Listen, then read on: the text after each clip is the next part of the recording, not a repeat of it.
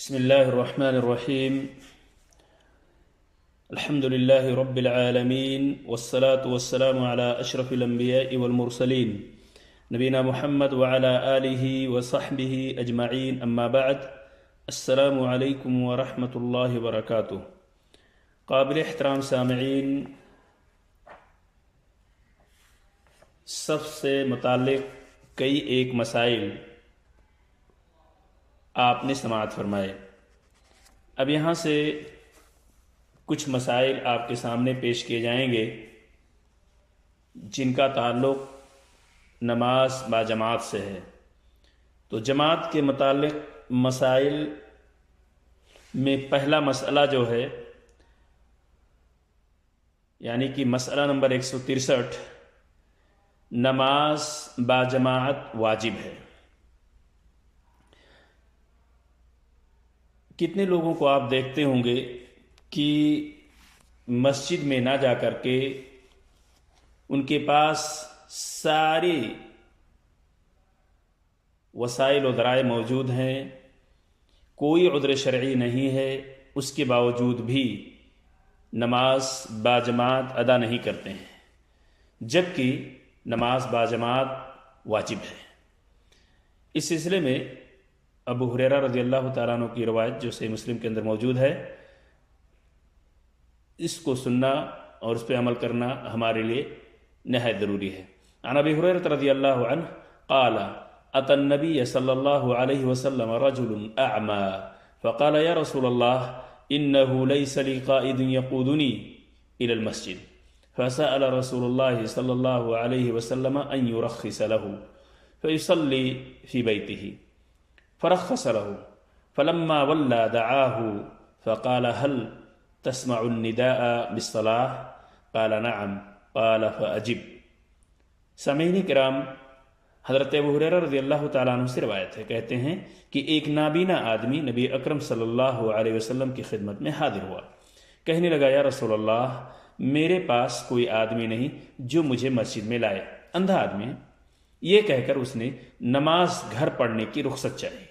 رسول اللہ صلی اللہ علیہ وسلم نے اسے رخصت دے دی، لیکن جب وہ واپس ہونے لگا، جانے لگا، تو اسے اللہ کے رسول صلی اللہ علیہ وسلم نے بلایا اور پوچھا کیا تو اذان سنتا ہے؟ انہوں نے عرض کیا ہاں یا رسول اللہ. آپ صلی اللہ علیہ وسلم نے ارشاد فرمایا پھر مسجد میں آ کر نماز پڑھنا، یعنی مسجد میں آ کے نماز پڑھا کرو. فأجب، یعنی مسجد میں آ کر نماز پڑھو.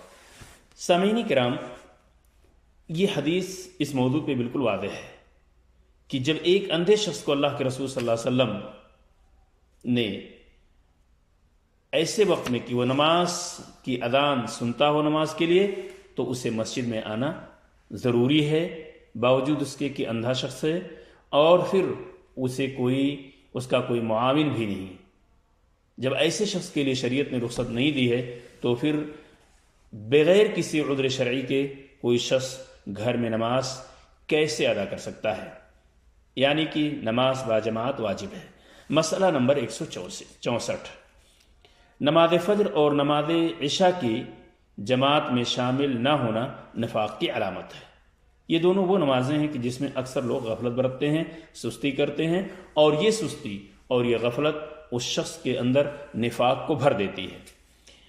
عن ابی ہریرہ رضی اللہ عنہ قال قال رسول اللہ صلی اللہ علیہ وسلم اثقل الصلاة علی المنافقین صلاة العشاء وصلاة الفجر ولو يعلمون ما فيها لأتوهما ولو حبوا. متفق علیہ. حضرت ابو ہریرہ رضی اللہ تعالیٰ عنہ سے روایت ہے کہ رسول اکرم صلی اللہ علیہ وسلم نے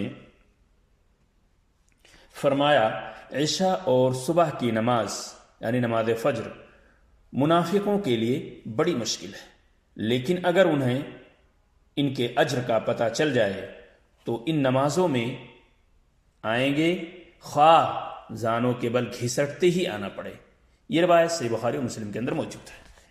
تو ان نمازوں کی حقیقت کا اگر اندازہ ہو جائے، جو لوگ ان نمازوں سے غفلت برتتے ہیں، تو یقیناً وہ ان نمازوں میں حاضر ہونے اور باجماعت ادا کرنے کی پوری کوشش کریں گے، چاہے انہیں زانوں کے بل گھسٹتے ہی کیوں نہ آنا پڑے. اس لیے سامعین کرام ہمارے لیے ضروری ہے کہ ہم نماز باجماعت ادا کریں، اور خصوصاً نماز فجر اور نماز عشاء کی جماعت میں شامل ہونا۔ جو شخص اس سے دور رہتا ہے، نہیں شامل ہوتا ہے، یقیناً وہ شخص، اس کے اندر نفاق کی علامتوں میں سے یہ علامت ضرور پائی جاتی ہے۔ نماز فجر اور نماز عشاء کی جماعت میں شامل نہ ہونا یہ نفاق کی علامت ہے، اور نفاق ایک ایسی خبیث بیماری ہے جو انسان کے لیے بڑی مہلک ہے۔ اللہ تبارک تعالیٰ سے دعا ہے کہ اللہ تعالیٰ ہمیں اور آپ کو نفاق سے بچائے، ہمارے اور آپ کے اندر مکمل طور پہ اخلاص پیدا کرے اور مخلص بنائے، اور ہماری تمام عبادتوں کو قبول فرمائے۔ غلطیوں اور کمی اور کوتاہیوں کو اللہ تعالیٰ درگزر فرمائے، آمین۔ السلام علیکم ورحمۃ اللہ وبرکاتہ۔